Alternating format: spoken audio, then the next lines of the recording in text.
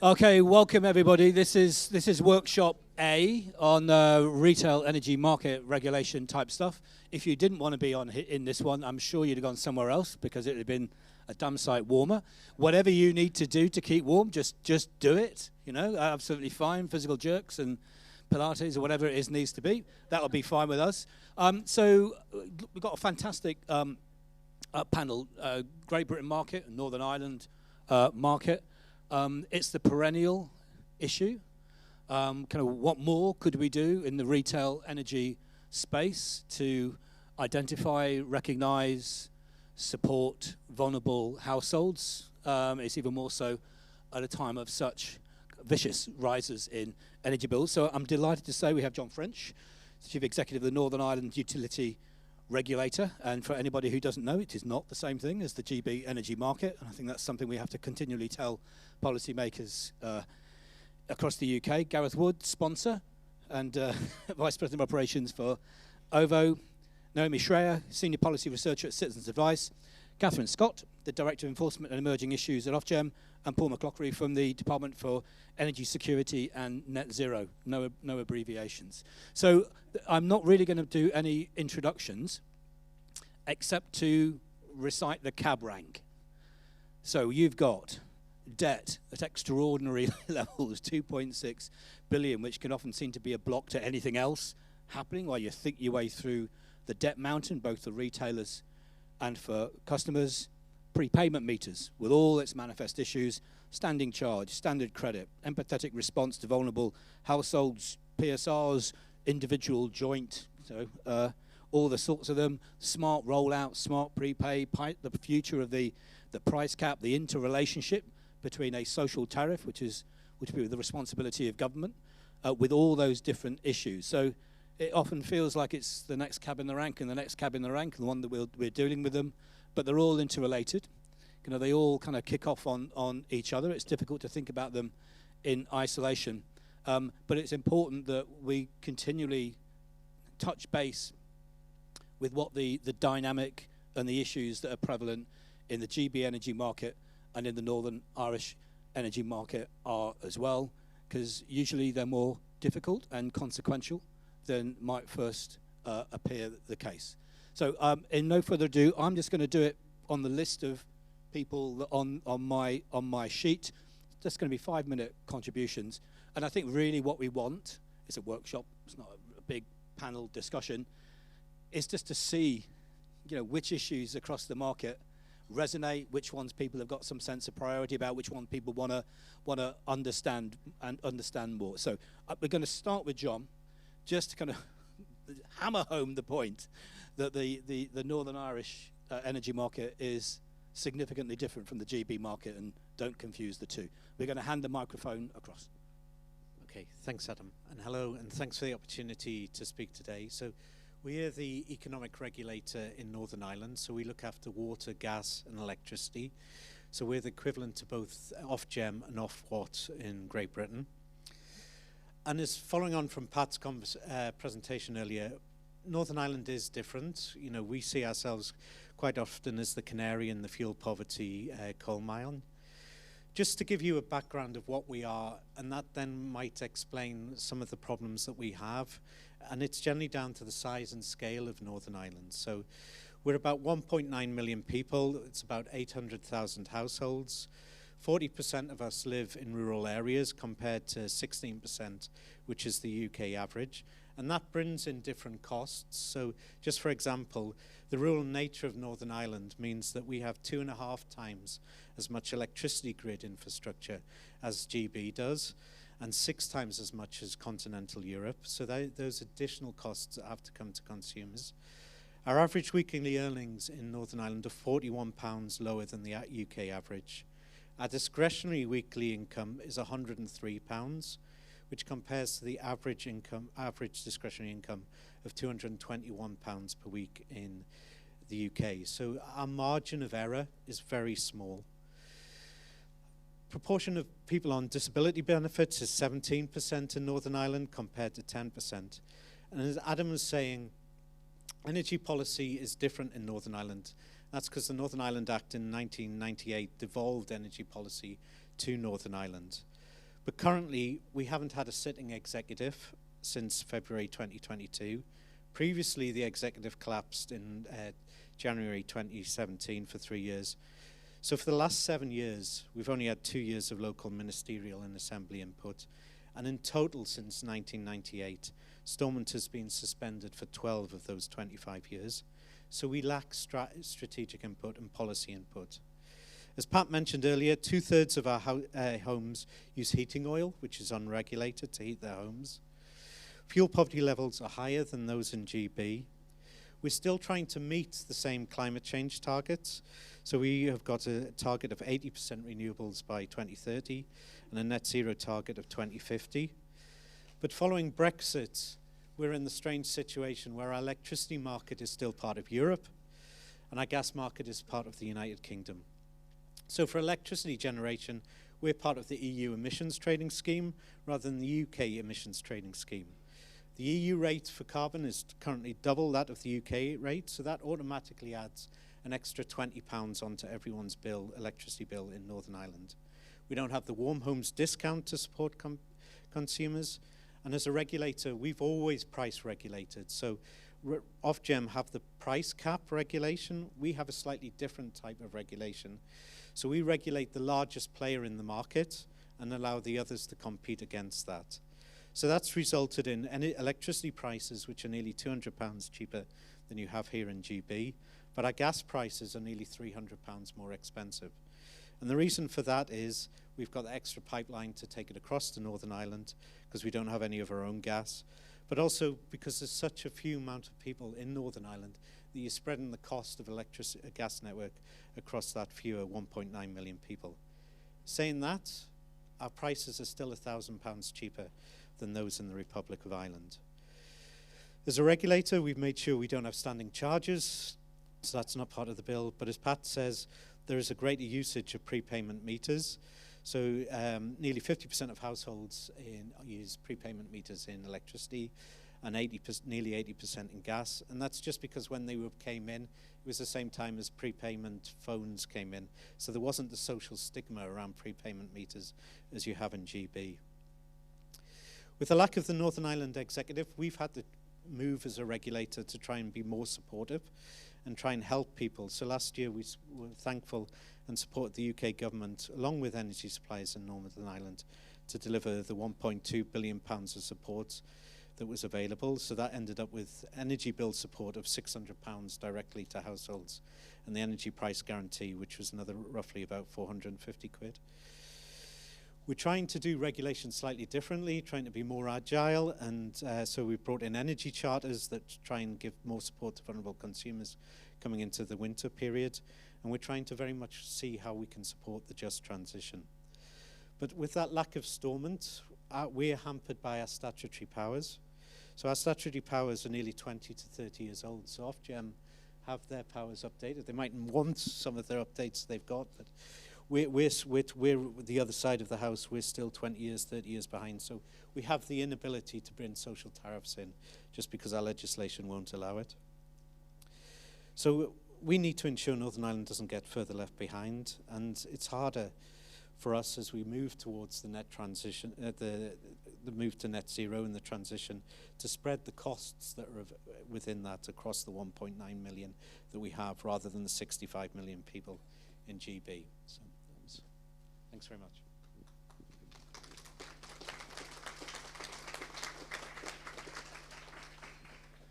Thank you, John. I always kind of wonder whether the size and the potential for agility, you know, what the opportunities, what the lessons are from that to a market which is much more contested, as many more essential consultee processes. So anyway, over to Gareth to give a GB retailer response. Thank you. Hi everybody, my name is Gareth Wood. I'm VP of Operations at OVO. My role spans the whole of the customer service delivery teams, with a particular focus for me on vulnerability, inclusion, and putting things right when things go wrong. So the complaints and escalation teams are of particular interest for me as well. OVO was formed in 2009, and it was formed on the basis that energy could be cheaper, greener, and simpler for customers. In 2020, OVO acquired SSE Energy and grew to 4 million customer and households, and is now, we would say, probably the largest purely retail business across the energy industry. So when we talk from the perspective of the customer. We don't have upstream assets. So we don't generate, we don't distribute, we don't store energy. We purely exist to support customers as a retail organisation. Within our customer base, we have approximately 30% registered on our priority services register. We have a higher percentage of prepayment customers compared to industry average, and a higher number of customers that qualify for core group payments as well. What we've seen over the last few years with regards to customer response to the cost of living and the cost of energy crisis is that our contacts have increased significantly, up about 20 to maybe 30% in some areas, particularly for our prepayment customers. Our debt is up significantly in line with the industry, as we heard earlier on. And the level of support that customers now require is significantly higher. So for example, right now, every week, we have around about 11,000 prepayment customers contact us, asking us for additional support credit.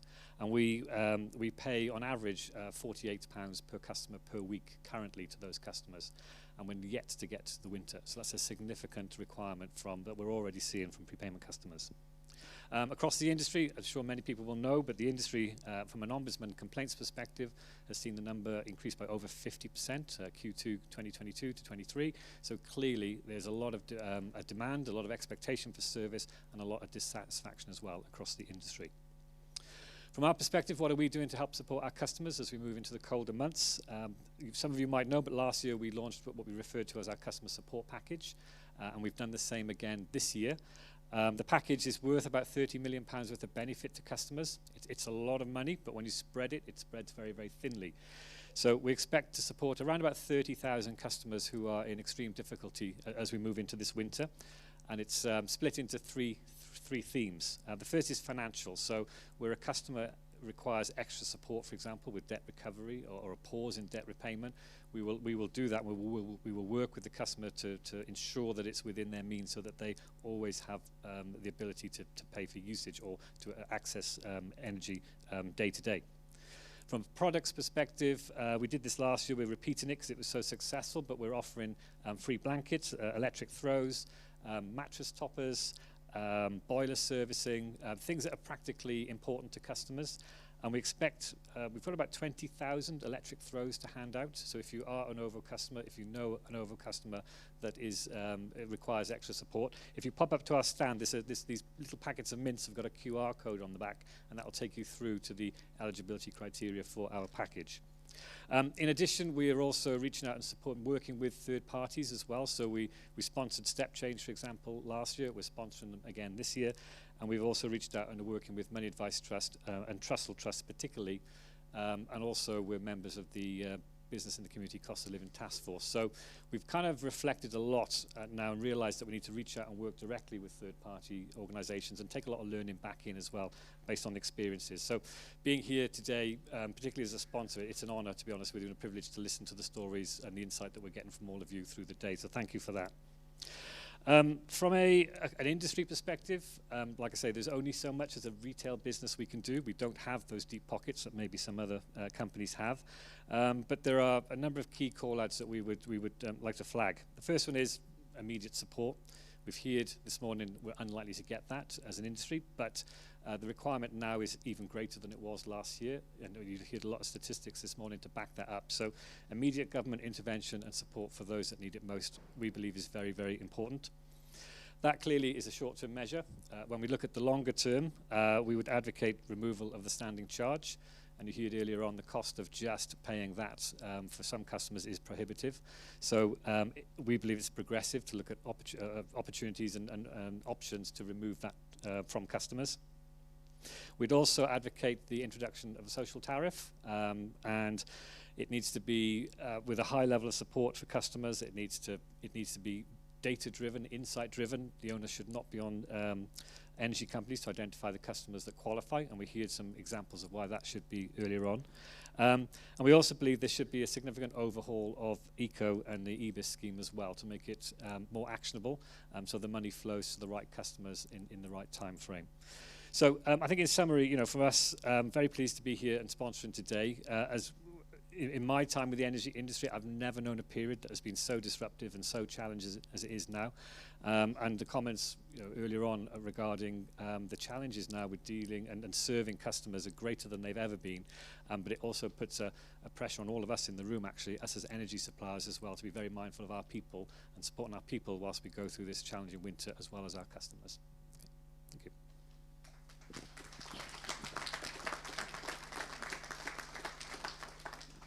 Thank you, Gareth. There is such a lot of commonality in at least the shape of what the solution should be, if not the precise detail of them, which is quite remarkable. Naomi, I think you've got a couple of slides, so I think those microphones should work. You don't need the handheld one? Fantastic.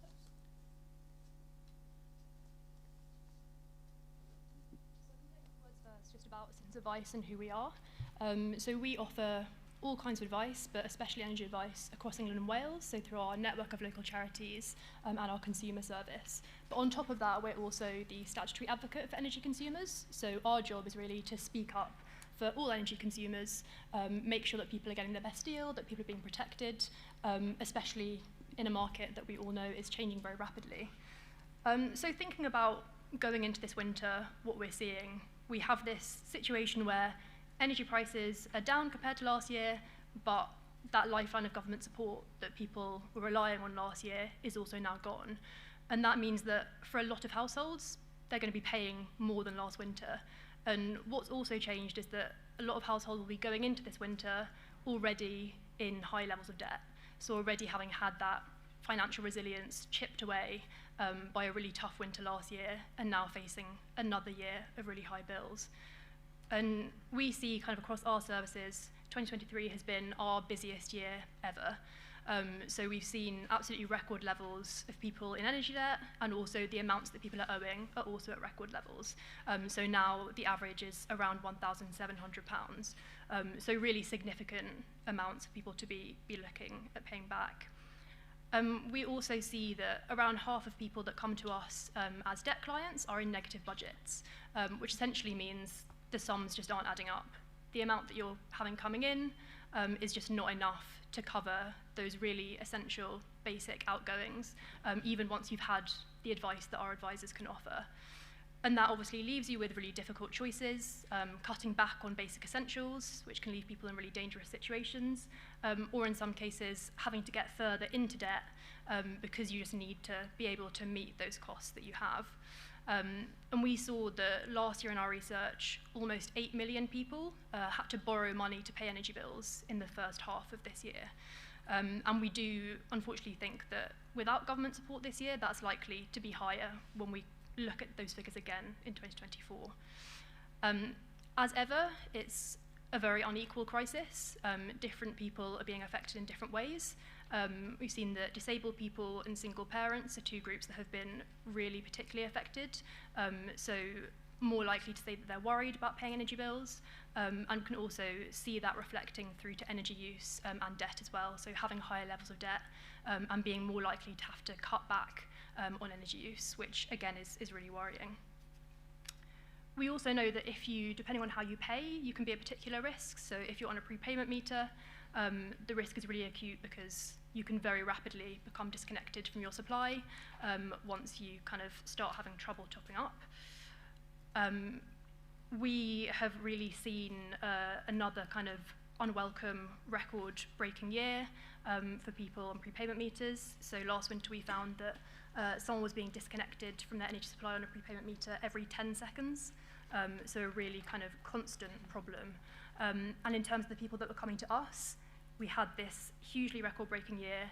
2022, we saw more people who couldn't afford to top up their prepayment meter than all of the previous decade combined. So 10 years worth of clients being kind of exceeded in a single year. And unfortunately, that has not changed this year. In fact, in 2023, in September, we'd already exceeded the number of people that we saw who couldn't top up compared to 2022, even though 2022 had been this hugely record-breaking year. So it's a really difficult landscape, kind of looking forward into the winter. But this is an area where we have seen some positives. So we really welcomed the temporary ban on forced installations of prepayment meters and the new regulations. We think it will be really important to kind of keep up that monitoring and enforcement once suppliers do start to resume those installations, make sure that people are protected. And then we have kind of spent the last few months really calling out for urgent support for people this winter, just to help people keep their heads above water. But we're also really focused on the long-term future. I think there's kind of two key elements of that for us. And that's partly long-term targeted support with energy bills through a social tariff. So really thinking about how can we help people pay for energy bills in a more sustainable way and kind of give them the financial support to do that. And there's another piece of the puzzle, which is around energy efficiency improvements as well. So just looking at how much energy we're currently wasting in inefficient homes and thinking about how we can use that to kind of help people bring their bills down and make their homes warmer, and making sure that people aren't left behind in that as well. So making sure that happens in the private rented sector, for example, as well as kind of across tenures. So a few things kind of that we're seeing. Obviously some kind of bad news for a lot of people, but also a lot of opportunities that we're looking at for how we can make a difference.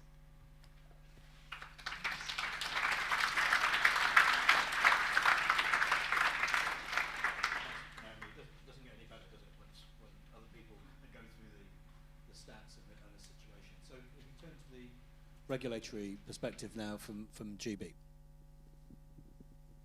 Thank you. I'm Cathryn Scott. Can you hear me? Is this on? Cathryn Scott, the Director of Enforcement and Emerging Issues at Ofgem. I mean, Naomi said a lot of what I wanted to say in terms of the current landscape. Households are going to continue to struggle to manage and pay bills. I think our research shows that 4 out of 10 customers are struggling to pay. And that obviously gives rise to this risk of rationing and self-disconnection, which is so bad for health and well-being. And the higher prices that we're seeing are likely to be the new normal for the foreseeable future. Yes, they have gone down from last year, but compared to 2 or 3 years ago, they're a lot higher.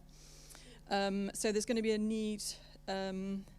So there's going to be a group of consumers that need more intense support than they've had in the past. And that's why we need to work together in partnership, all the different parts of the system, to do everything that we can to ensure that there's good and responsive customer service and that there's help with managing debts. So in terms of what Ofgem, as the GB regulator, has been doing, we've put in tougher restrictions on involuntary prepayment installations. We've set more stringent customer standards, and we've allowed, under the price cap, more funding for additional credit support, which has been mentioned. And we've also launched a call for input on standing charges. This is quite a tricky issue because there are different groups of vulnerable customers to balance, and so we want everyone to input into what the right solution is. And it might be we make a change, but there's going to be wider change that's needed as well. If we put more onto the unit costs. We've consulted on permanent levelisation of prepayment meter and direct debit standing charges, and we've also consulted on levelisation of debt-related costs as between standard credit and direct debit. Just outside of the sort of immediate retail market, we've increased the amount of compensation for things like winter storms, where people suffer from power loss, where you have people that are sort of cut off. And we've put in new rules to, for example, to prevent generators artificially inflating energy prices, which is important for keeping prices down. And we've been taking a lot of compliance and enforcement action across the piece. We've expanded very considerably our teams, and we are continuing to sort of keep everything under review to drive up standards. I mean, you know, as the regulator, we need to send clear signals about the kind of behaviour that we're expecting from the people that we regulate. And, you know, they also need to be consequences if you disregard those signals. And that's what we're doing, working as constructively with suppliers and with the whole sector. Just really to finish, opportunities for fairer, more affordable outcomes going forward. I mean, you know, the top priority, I think, is really to work in partnership. We're not going to solve this by, you know, no one body is going to solve this. I mean, maybe the government, I don't know. But no one body is going to solve this. And we need to get everybody's help and views. We need to get better at identifying vulnerable customers. There's a project to join up PSR, Public Services Register, customers, and, you know, in the longer term, to get better access to vulnerability data from things like government databases would really help, we think. We need to ensure that vulnerable customers are not left behind with all this sort of innovation in products and services that we're beginning to see coming through. And, you know, so that makes getting smart meters that actually work in smart mode for all customers, and then making sure that you have inclusively designed services that aren't going to exclude digitally excluded people and people on, you know, in rented accommodation. And the biggest focus, I think, you know, now, as has been said, I think by everyone, is energy pricing and how to make it fairer.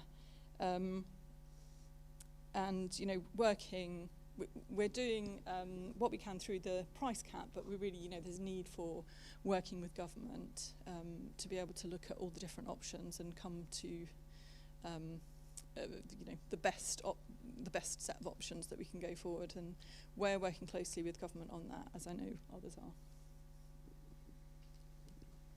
Sorry.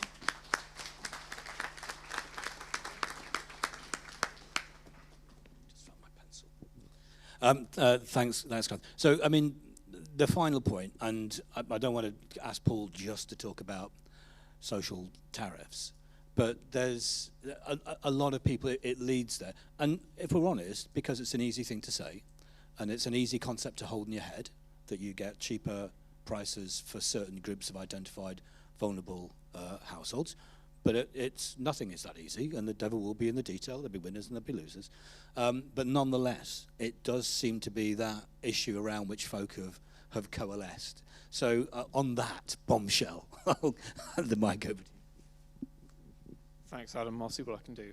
I'm Paul McCloghrie from Department of Energy Security and Net Zero. Very happy for people to call that DESNES. I'm not sure that's official, but very happy for that. To give you a bit of a sense of what I do, so I'm the Deputy Director responsible for the energy price guarantee over the last, 15 months. More recently, some of the non-domestic energy affordability schemes as well. So I'm a kind of policy design and delivery kind of guy. But that said, the team in the department isn't that big. The people who think about strategy and are thinking about social tariffs in the future and things, it's not that big a team. We all talk to each other quite a lot.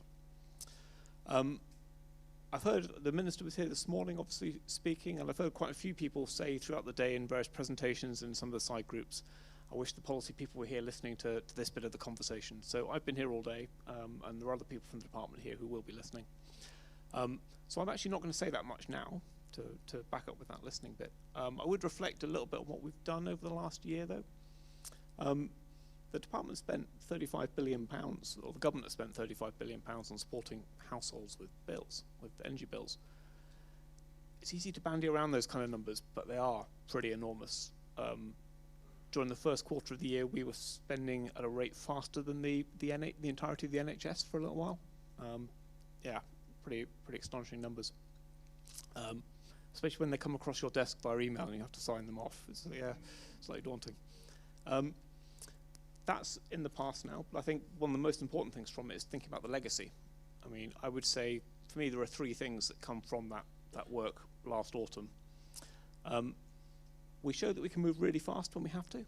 And I don't mean government, I mean the community, all the people on the panel here and many people in the audience. And there are a lot of people I've spoken to over the last year here today. I think the reason why we managed to move so quickly was because people were all pulling in the same direction and working together. Sometimes it can feel like it's a slightly antagonistic relationship between government and regulators, government and suppliers, consumer groups and so on. I think last autumn, we were all pulling together, and that was the secret to be able to move quite quickly. Second thing that feels like a good legacy in my head is we did a lot of different things. I mean, you can argue about the value of the alphabet soup of different support schemes and so on, but we delivered flat rate payments via the energy bill support scheme. We delivered discounts per kilowatt hour via the EPG. We've targeted prepayment meter customers for particular discounts via the PPM levelization policy. We've done a lot of different things, and we've done them all quite quickly. And I think there's been a bit of a sea change in government in terms of how deliverable things are. You know, by working closely together, by sharing information, by all pulling in the same direction, we've basically proved that the delivery side isn't actually the problem. If you can think of it and you can agree to do it, we can probably find a way to deliver it. I think that's a real step change from where we are 2 years ago, where if you'd asked, could we do some of these things, the answer would have been or no, or a lot of teeth sucking. Now it feels like actually there's much more of a can-do attitude in this space. That doesn't mean it's easy. It'll be a lot of this is very challenging, but I think the positivity across the whole community, both in government and outside it, I think we've generated some real valuable learning there. And the last thing I'd say as a legacy from this is data. I mean, government's got quite a slightly strange relationship with data. Government doesn't like holding data, carries risk, quite difficult to do. People worry about having personal data and things like that. Over the last year, we've ended up with a far richer data picture within government about consumption, how consumption is split between different payment types, how important the media is and the messages in the media to change people's consumption, how much price drives consumption, all of these things. That's all consumption data, but we're now looking at whether we can link some of that anonymized consumption data to some of our other databases. So EPC certificate data, data on where grant funding for energy efficiency measures has gone to that household, and potentially, it's a little bit further away, but potentially some of the DWP and HMRC data. And that feels like it's if we can do that, that feels like it's a really quite a big step change in our ability to target policy in the future towards people who need it most. So for me, even though those support policies are now largely finished, there's a really positive legacy in terms of the way forward. The challenge is now just to generate the political momentum to want to tackle some of the problems. Thanks.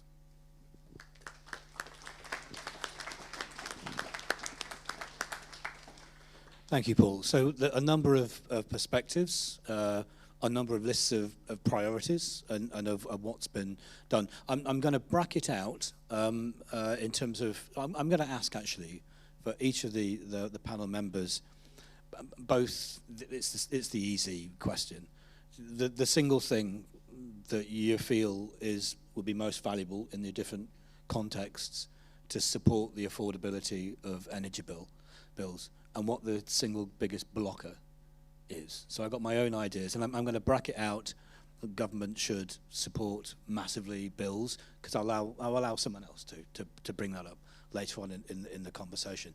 But the thing that always strikes me is, can you tackle the jeopardy involved in reforming standing charges without a mechanism like a social tariff? Can you tackle the debt mountain without recognising the role for prepayment meters? Can you do any of the targeted support packages without releasing government's data and more, configured collective, I think Steve Crabb's here, collective joint priority service registers? So it always feels so entwined that you could just, everything, you pull a thread and everything falls apart. So I would like, and I'll go back in the same order, because we'll start with Northern Ireland. The thing you feel, the single thing you feel would drive the affordability of bills the best, and what the biggest challenge you think is, if that's all right.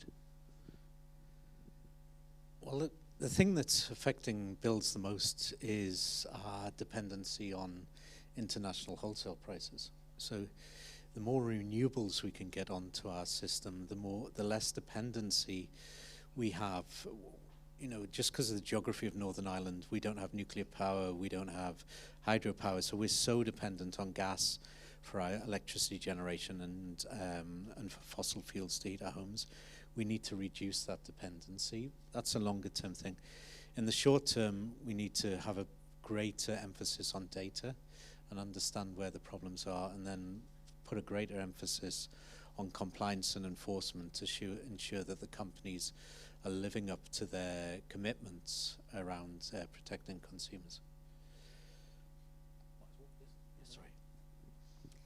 Yeah, I think for me, the one thing and the challenge are quite interlinked, and I think it's really about long-term thinking.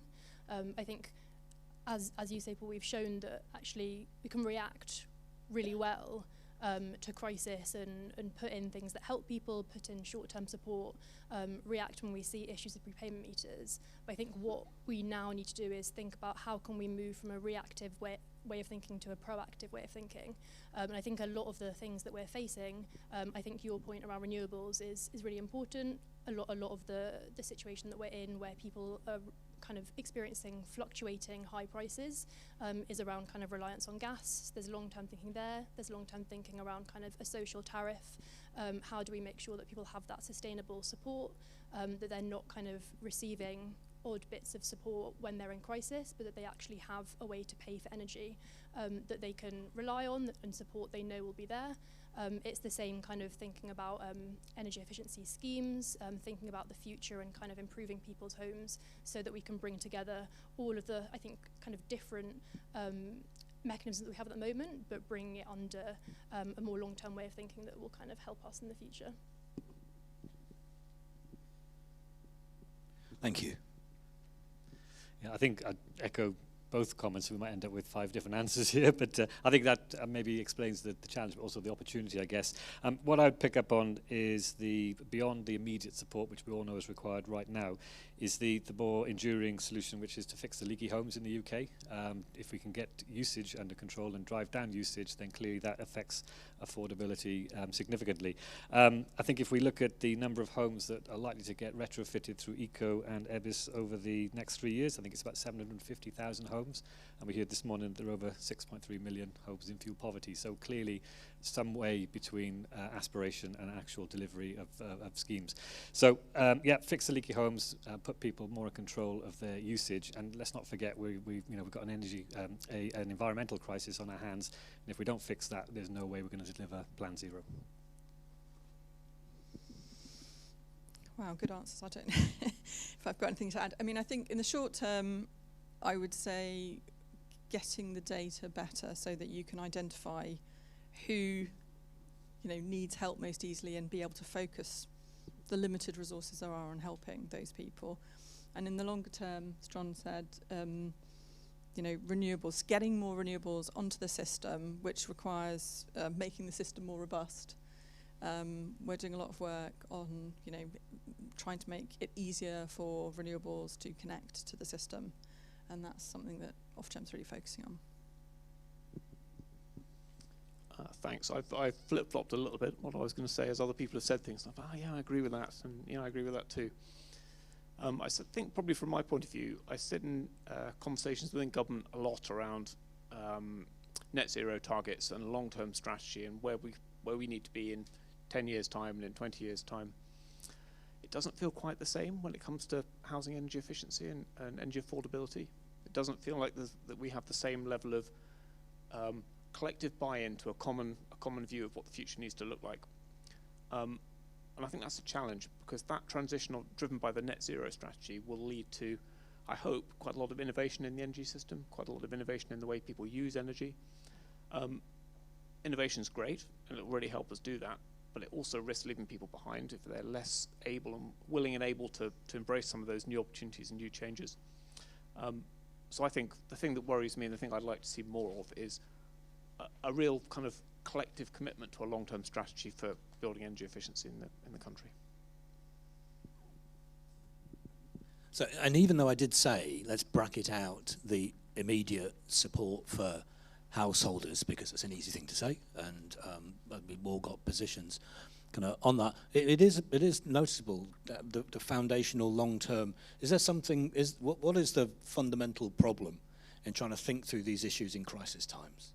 Because I suppose the the response is, what can we do now? What can we do without the data, without proper targeting, without thinking through the way it meshes in with all other policy and delivery kind of and targets? So I guess maybe there is value, although I find it difficult to absent myself from the present day and the immediacy of the issues that our clients face. There is something about where is the space in which you can seriously think about enduring, kind of connected, as we would say, the greatest protection for the most vulnerable over the next kind of few years. So it's an interesting challenge. Who now wants to say immediate kind of financial support for the most vulnerable households? Now, what I mean is that any questions, observations, kind of pet issues that you might want to contribute to it.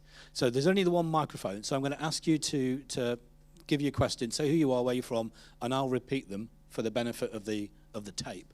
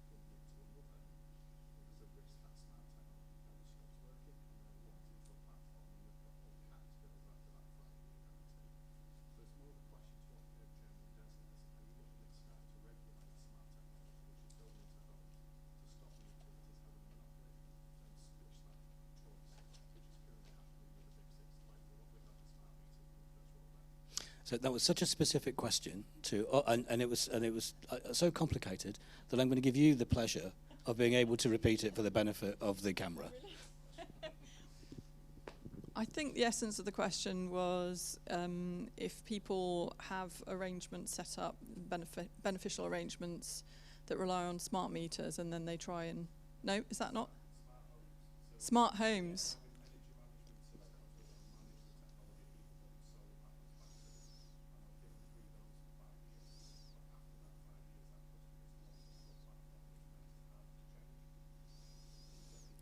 Locked into a platform with a particular supplier.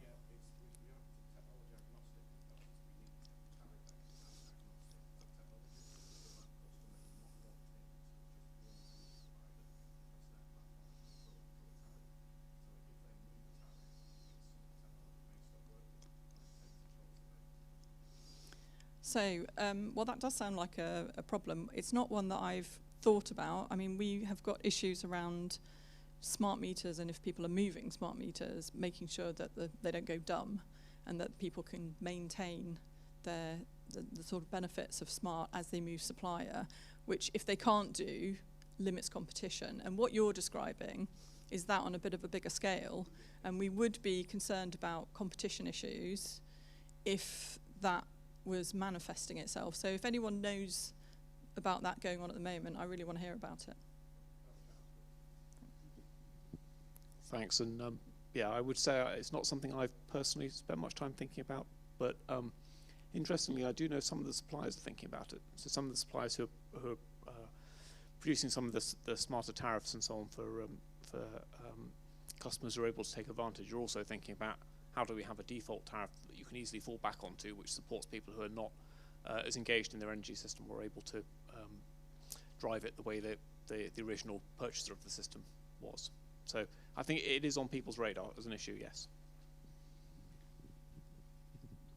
I think it's an excellent question for the Director of Enforcement and Emergent Issues. I'm not sure I can add much more to that other than, it's a space of innovation right now, isn't it? And with innovation, we need to make sure the protection is in place for the customer. So I think it should be dealt with through kind of regulatory framework would be my view. Yeah. Thank you very much. Do we have any? Oh, we have one there and kind of one there. I'm going to give you the microphone and you can ask the question. That's all right. And then I'll come and get it back. Hi, mine's more of a frustration than a question. But the billions of profit made by Shell and BP You know, we're talking millions, they're talking billions, and what can be done, if anything? Hello everybody, I'm Hannah Cooper from Citizens Advice Newcastle, one of the independent charities as part of Citizens Advice as a network. I hope it's okay to be a little bit greedy and have two questions. The first is around how we might be able to bring in the kind of meaningful and impact lived experience of people who are vulnerable and on low incomes into these conversations and help to steer policy. Especially in the move to net zero, which you've mentioned, Paul. And secondly, how we can ensure greater standardisation of support between energy suppliers and ensure that there are accessible routes for people who are disabled, and ensure that, you know, we can actually, there's a lot of best practice really happening, and this needs to be celebrated and shared, but how can we ensure that that best practice is being, you know, kind of shared across different energy suppliers? If I'm honest, sometimes we'll see a particular supplier and our energy advisors' hearts will sink because they'll think, actually, you know, it's going to be really difficult and the options available to this person is going to be less than another energy supplier, and it shouldn't be a postcode lottery. So thank you very much.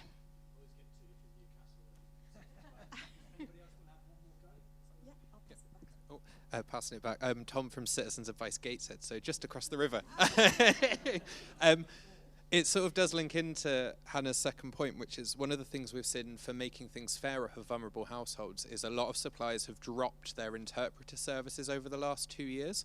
So customers who don't have English as a first language or don't speak any English, unless they've got a 7 or 8 year old who can translate for them, which doesn't seem fair on a child, can't communicate with their supplier. So we've seen an increase in clients coming to us because they've got a bill they don't understand and there's no one they can speak to. We'll call through to a supplier with them, won't be on the priority services register or anything like that. And I suppose in short, the question is there going to be anything put in place to make sure these people can speak to their suppliers directly rather than using charities and third parties as sort of an administrator for the energy companies?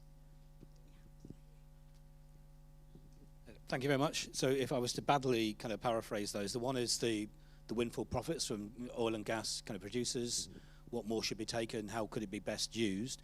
One about how you get a meaningful intervention from the experience of people in fuel poverty. The standardization of support, maybe that's around the balance between prescription and principles-based approaches, especially to issues around kind of vulnerability, and that's very similar to the interpretive. Should that be something that suppliers decide or decide not to do, or should that be part of a parcel of required regulatory standards? So I'm going to start, because there's so many from the Citizens Advice family, I think we'll start over this way.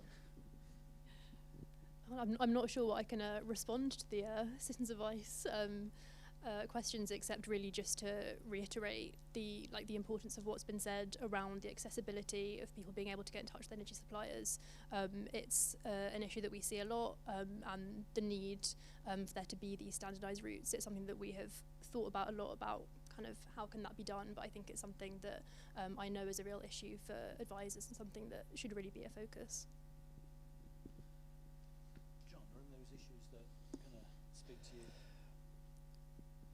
I suppose the profitability thing is, it's really difficult, the profitability thing, because we don't regulate Shell or BP or anything like that. But what we do in our terms of regulation is, as I say, we regulate the biggest supplier, so we allow them a profit margin of 2%.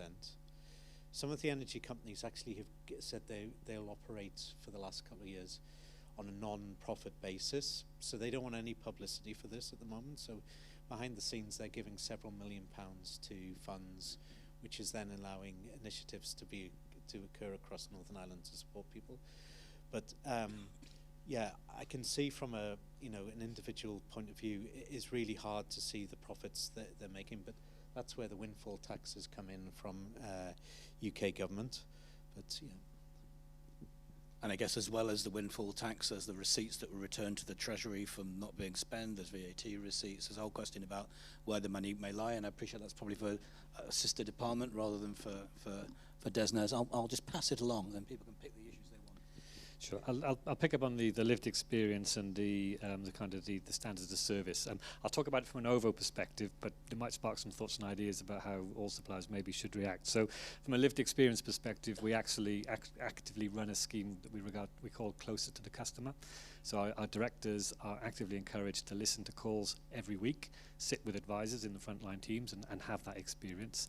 They're also encouraged to go out into the field and spend time with our field force, doing meter installations and so on and so forth, so they understand exactly what it's like to be the customer receiving the service from OVO.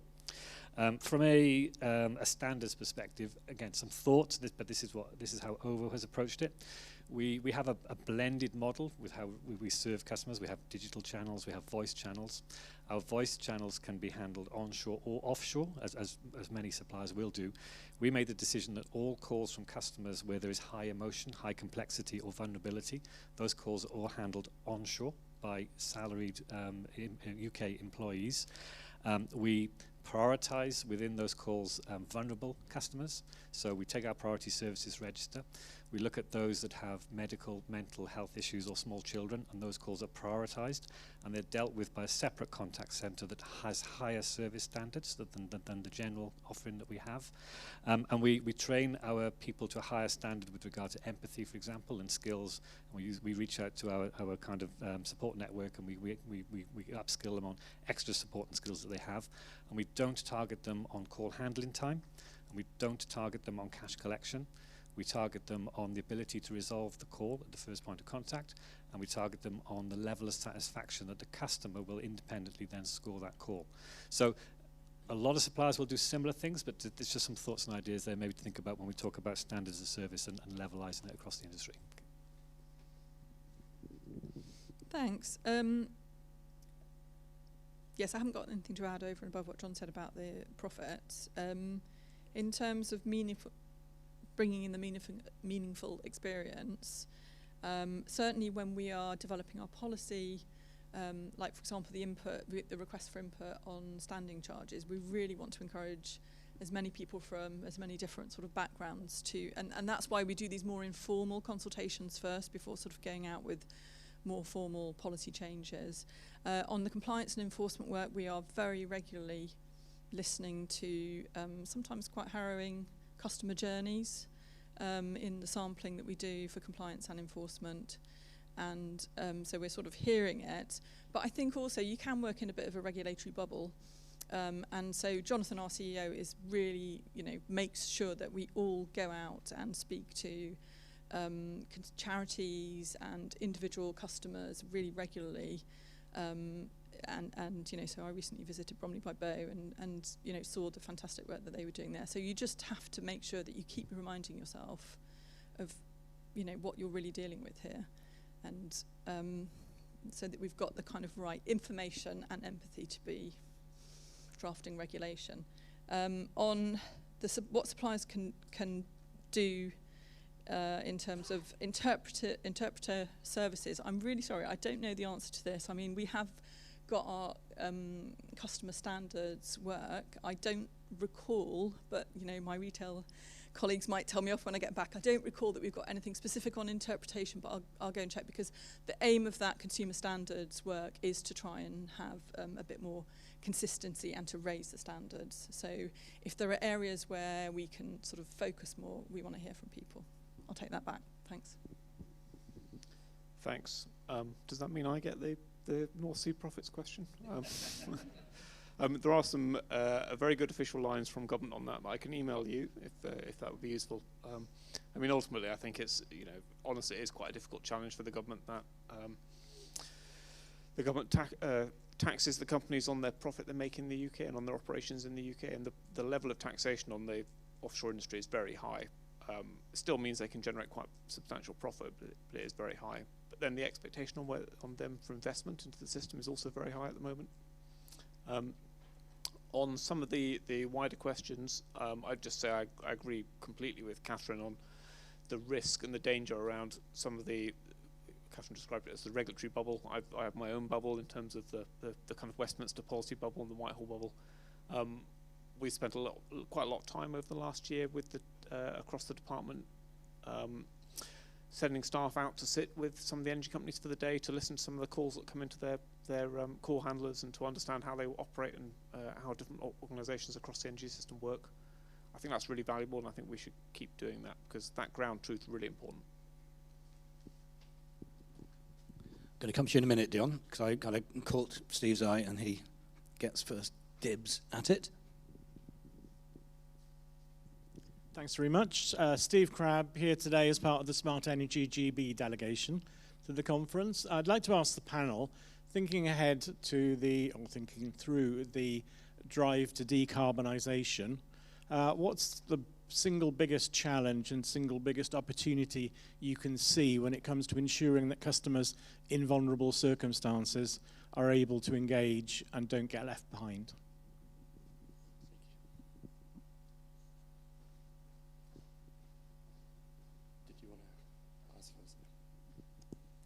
Thank you, Kat from Octopus Energy. Thank you for your speeches, and in answer to Adam's question, that was all really useful. I was a tiny bit disappointed that no one said the words rebuild trust, improve reputation, things to that effect, because I think that actually if we did work hard on trust and reputation as an industry, then the questions that came out quite recently around what will happen in 5 years' time here, how would that happen, wouldn't happen because people would trust us more. So I was just wondering if you had any thoughts on what you're individually and collectively planning to do around trust and reputation. Hi, I'm Carol from the BME Forum. I'm listening to what you're saying, and I'm wondering if in your policy making you are actually going out to the hard to reach communities. We've got 16% deprivation in Croydon Borough, north of the borough alone, in contrast to about 11% in the whole of London. We've still got west, east and south of the borough to contend with. Are you actually going out and listening to these people to adapt your services to the individual needs of these people, and so that their voices can be heard and their needs can be taken into account? That is what one of the questions that I would like to put forward.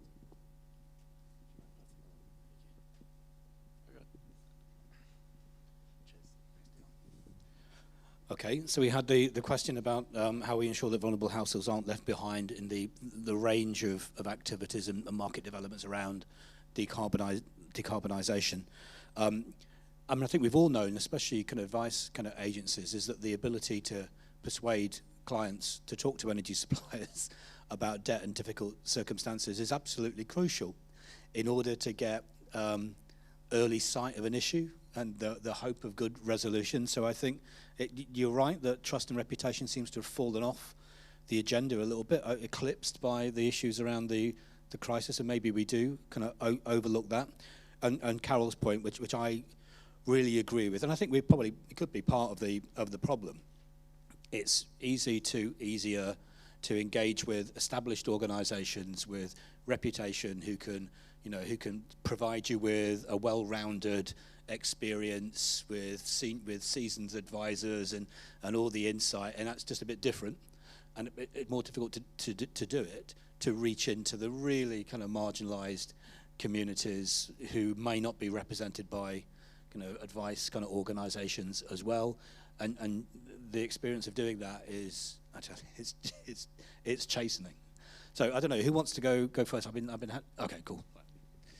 Yeah, no, I think I'm happy to take that question, not all the questions actually, and go back to Steve's point, because I think this is kind of the crux of it really. If we're going to drive towards decarbonisation, then clearly the trust and the rebuilding the reputation of the industry is key to that, because why would consumers trust an industry where the level of trust is so low at the moment?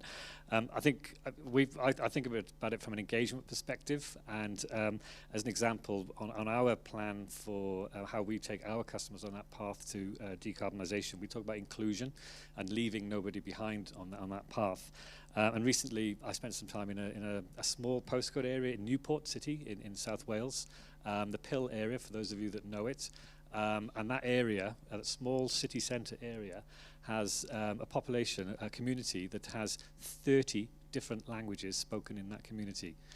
So the propensity for English to be the first language is very, very low. And that community, like many communities across the UK, is blighted with drug sex and crime and alcohol problems, homelessness. But the strength of the community to want to do something about that and solve their own problems was just inspiring. So as a company, as an energy company in this instance, going into that community, speaking directly to those people, understanding the challenges and why they were disengaged from accessing services, whether it was health, education, police, social services, energy. I came away with a very strong impression actually about if we don't solve the engagement issue by rebuilding trust in these communities, we will never solve the issues around decarbonisation, because how do you convince somebody in that community to take a smart meter, for example? If they haven't got a smart meter, how do they access the services which hopefully will be available to everybody in the future? So the sorts of things we're thinking about when we do offer Language Line, by the way, so we do have a translation service, but actually in some communities it's about being face-to-face and it's about listening and not imposing your kind of offers on the community, but working with them to understand what they need. So early days, but flagship scheme for us at the moment is we're looking at creating community hubs, and we're sponsoring one of the community centres in that Pill area in Newport with solar panels and batteries to help them run the community centre at a much lower cost, for example, on the basis that, and the deal is, let us come back and talk to you when we've proven that we're behind what we say. Let us come and talk to you about debt, about energy, about smart, about decarbonisation. But let's start with offering you something that you need rather than solving a problem we think you have. Okay. Who'd like to go next? Okay. And then. Well, I mean, I think for me at the moment, and this is like a snapshot, one of the biggest challenges and opportunities is smart meters. We're not where we need to be in terms of the smart meter transition. And one of the, I think there are all sorts of issues around getting smart meters into certain households, but that is how you then move on to the supporting the kind of new services and products that are going to be really helpful and going forward.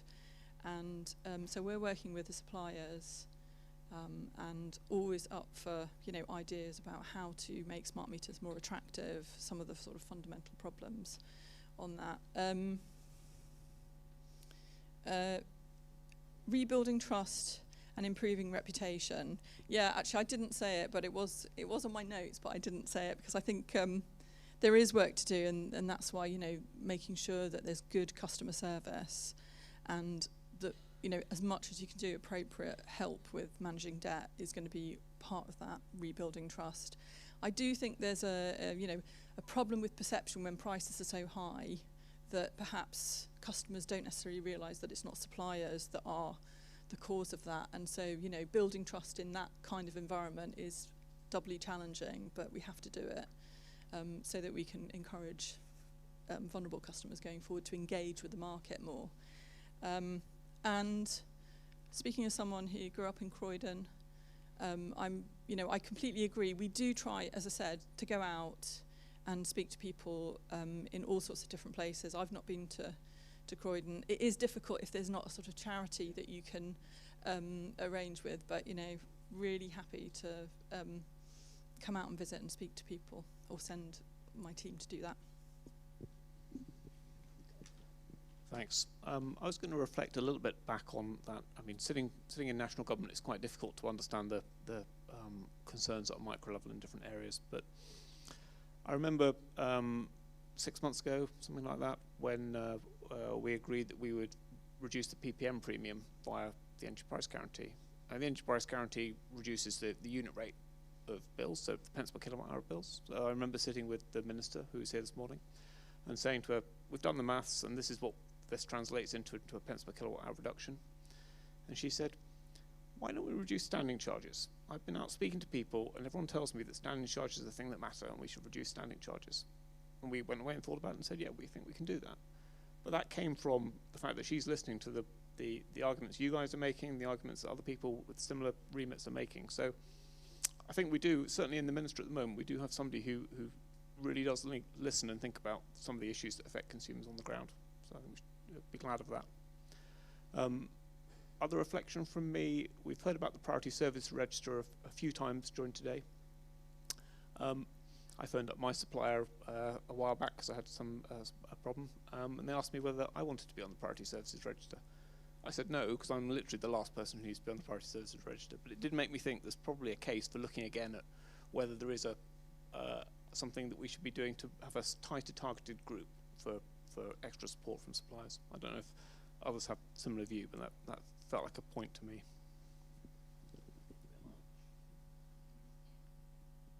Thank you. So on the question around making sure that kind of vulnerable groups aren't left behind in decarbonisation, I think it's a really important question because I think there are so many opportunities to use decarbonisation as a way to actually make things better for people, and it's really important that we think about kind of at its core, what can we do to include everyone?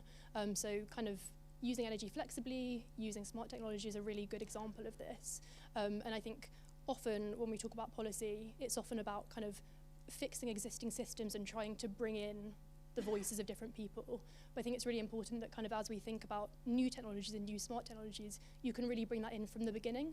So thinking how can we build these systems around people being able to use them and around them being inclusive, so that people in different situations who might have different vulnerabilities are kind of they're not an afterthought. You can build these things in right from the beginning. And I think that part of that also does kind of naturally feed into some of the questions around trust and reputation, particularly if we're going to be in a world where data is going to become a big opportunity, but also kind of a kind of big liability potentially for people when there isn't that trust in who they're giving their data to. And just kind of coming back as well on the question around decarbonisation, I think there's a big web of kind of things that you need to do to make sure that everyone's included. There's obviously different things that people are going to have to go through to decarbonise, making changes to their homes, so making sure that there's kind of really tailored advice out there so that everyone is kind of getting the opportunity to have personalised help and understand what's going to change as part of decarbonisation. Also thinking about what's the role of regulation. So we know that kind of not everyone has the same level of control over their homes. If you live in a rented home compared to if you own your home, you're going to have a different experience because you're not going to be able to make choices in the same way. So thinking about where kind of regulation needs to fill in those protective gaps. So I think, yeah, there's lots to think about, and it's a really important question. And yeah, finally, just to come back to the question around going out to people who are in the community, which I think is a really, really important point and something, I mean, at Citizens Advice, we always kind of want policy to be around the people and the clients that we serve. So making sure that kind of that is at the heart of what we do and that people are actually telling their own stories and can have a voice in what we do. But it's also partly about thinking about who are you reaching. So making sure that you are kind of seeing the clients who represent your community as well. So I think it's, yeah, a really important thing for us to think about. Well, Northern Ireland's different again. We don't have smart meters, so we've just agreed to have smart meters in Northern Ireland for electricity customers. And the other thing we have differently is that our meter assets aren't owned by the suppliers. They're owned by the network companies. So we've got the chance to hopefully learn from the mistakes of other regions and areas and make sure that there's one solution for the whole of Northern Ireland. In terms of how do we bring people on, I think we need tailored information that people can trust. One of the flagship projects of Northern Ireland's energy strategy was to have a one-stop shop that was owned by the government that could give trusted advice out to what was the best technology. Unfortunately, with the funding and the budgetary constraints for Northern Ireland, that's been dropped. So we're now looking at suboptimal solutions to how we can do that. But it is that tailored and trusted information, and that then brings on the trust and reputation that people can build on. But yeah, it's just unfortunate that money's not there. How cold are people? I mean, so I'm thinking of bringing this to an end, even a couple of minutes early. But thank you so much to the panel, but also to the questions, because it was wide-ranging and challenging and good to hear. So thank you, everybody, and thank you for enduring the meat locker and go upstairs to the balmy warmth of the thing.